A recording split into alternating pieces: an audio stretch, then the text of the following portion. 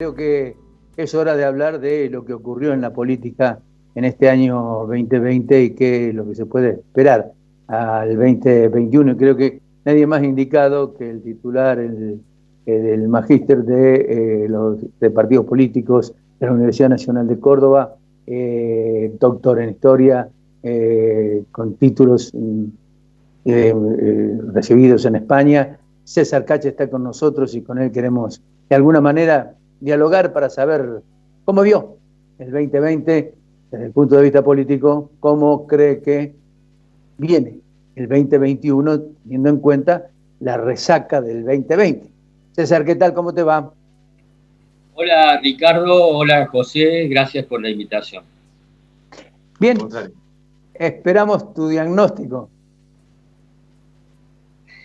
Bueno, no sé si la palabra exacta es diagnóstico, pero si uno tuviera que pensar, tratar de hacer un balance, un borrador de balance de aspectos positivos y negativos del primer gobierno, de este gobierno de Alberto Fernández, uno diría, primero me voy a centrar en los aspectos positivos, ¿no? Yo creo que es un gobierno que tiene un nivel bajo de corrupción en términos comparativos. En términos comparativos con otros gobiernos del peronismo, por ejemplo, la época de Menem o incluso la época de Cristina, de Fernández de Kirchner. O sea, el nivel de corrupción es bajo. Acá hoy no tenemos un Julio de Vido ni tenemos un Amado Vudú, ¿no? Yo creo que este es un aspecto positivo que destacar.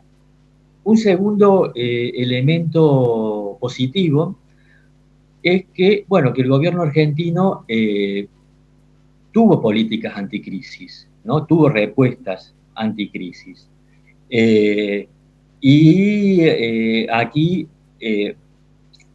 habría que destacar, yo destacaría personalmente, el papel de Daniel Arroyo como ministro de Desarrollo Social. Daniel Arroyo también es una figura intachable desde el punto de vista de su honestidad personal, es politólogo de la Universidad de Buenos Aires, egresado de la Universidad de Buenos Aires, y efectivamente hizo lo que estaba en sus manos para desarrollar políticas sociales que permitiesen controlar eventuales desbordes sociales. Hoy no tenemos un diciembre caliente. Podría haber sido un diciembre caliente y no lo es. Y un tercer aspecto positivo que destacaría de este primer año de gobierno remite a lo que sucedió ayer en el Senado.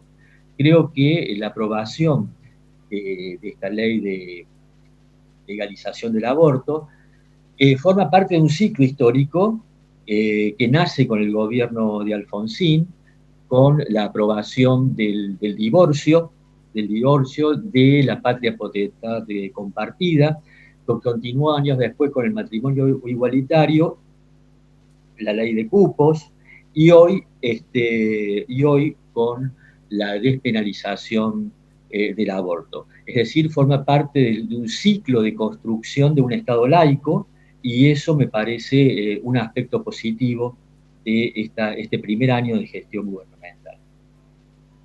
Como aspectos negativos, creo que la gestión de la pandemia fue errática.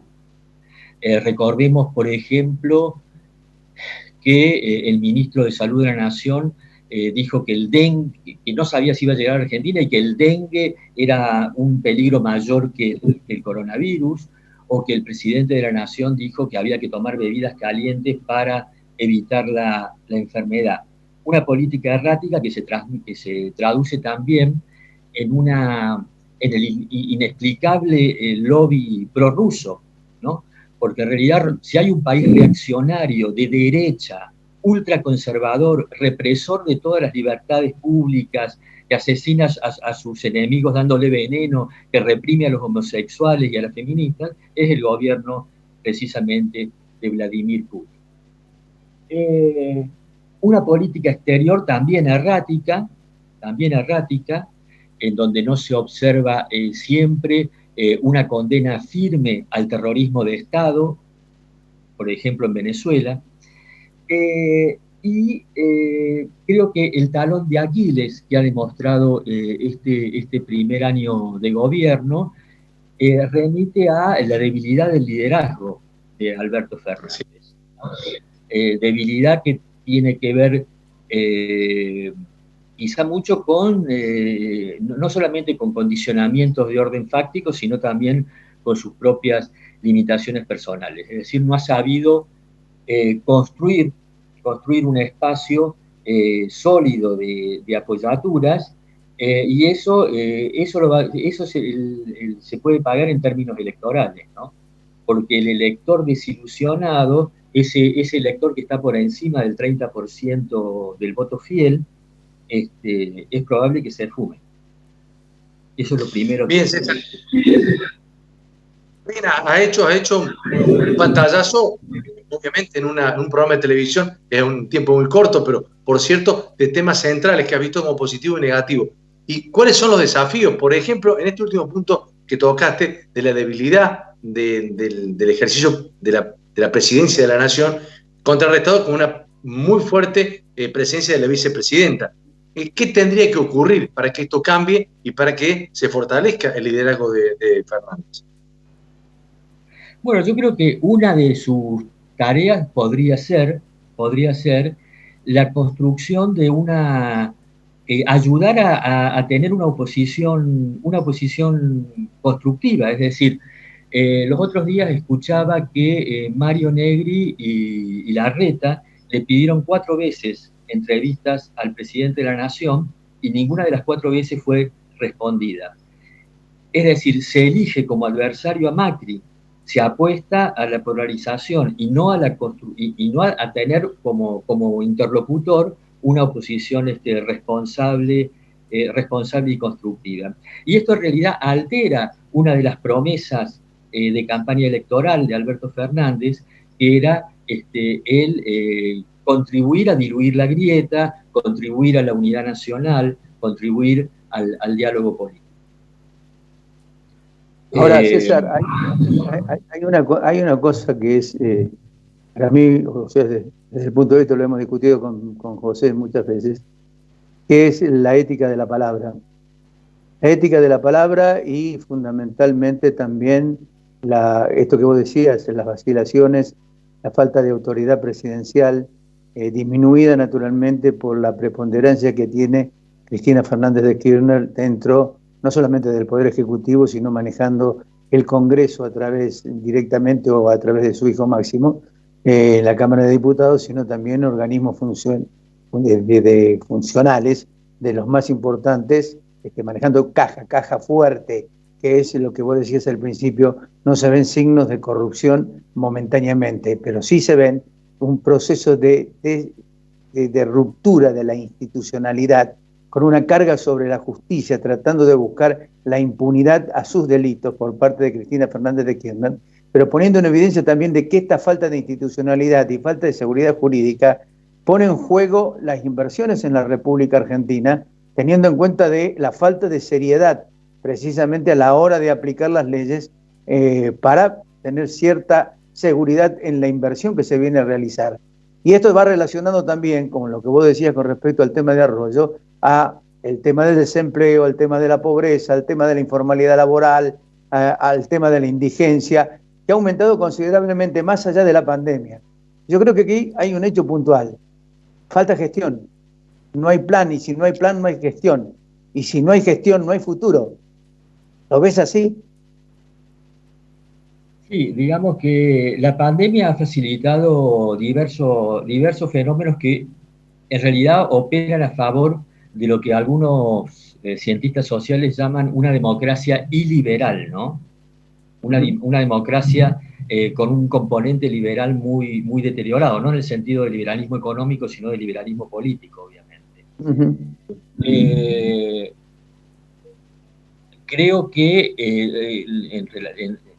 en relación al planteo tuyo, Ricardo, de la relación entre presidente y vicepresidente, obviamente se ve teñida por el pacto electoral constitutivo que marcó la fundación de esa relación. Ahora, este periodo pandémico también ha facilitado otros tipos de rupturas de la legalidad. Hace poco, por ejemplo, el gobernador de Santa Fe derogó una ley a través de un decreto, ¿no? Por ejemplo. O la construcción, la configuración de fronteras entre provincias, o el empoderamiento de los aparatos de seguridad del Estado, de la policía, básicamente, ¿no? Ha habido numerosos hechos arbitrarios, incluso crímenes en diversas provincias, peronistas y no peronistas, ¿no? Digamos que este concepto de pandemia facilita ese tipo de fenómenos y bueno, algo relacionado con lo que planteaban ustedes al principio, daría la impresión que pese a la retórica progresista, el peso de la crisis va a caer sobre los trabajadores y sobre los jubilados, ¿no? En el caso de la docencia universitaria, por ejemplo, que conozco más de cerca, los salarios están muy atrasados y en enero nos van a dar un bono, ¿no? De 4.000 pesos para los full time, de 2.000 pesos para los part time y de 1.000 pesos para la dedicación simple, 1.000 pesos, ¿no? Uh-huh. Obviamente los salarios están atrasados, muchas veces los sindicatos no reclaman con la energía suficiente las reivindicaciones que otrora sí expresaban con energía. Y en el caso de los jubilados que planteaban al principio, obviamente, sí, el peso de la crisis va a recaer también sobre ellos. De todas maneras, también es muy difícil la situación del gobierno, en el sentido de que uno también tiene que colocarse en el lugar del otro, es fácil decirlo como espectador, digamos, o como analista, ¿no? Pero la realidad, la fea realidad es esa. Bien, me queda una pregunta muy cortito para el cierre, tenemos que cerrar el bloque, pero respecto de la oposición que mencionaste, César, también es cierto que si hay por allí una debilidad desde el punto de vista del jefe del Estado, también lo hay de la oposición, porque está bastante desdibujada quién es la oposición, o hay muchos intérpretes de esa oposición. Sí. Bueno, la reconstrucción de la oposición política en la Argentina pasa por la aceptación por parte de Horacio Macri de su declive, ¿no? Mauricio Macri tiene que pasar a ser un expresidente y no intervenir de un modo demasiado protagónico en política.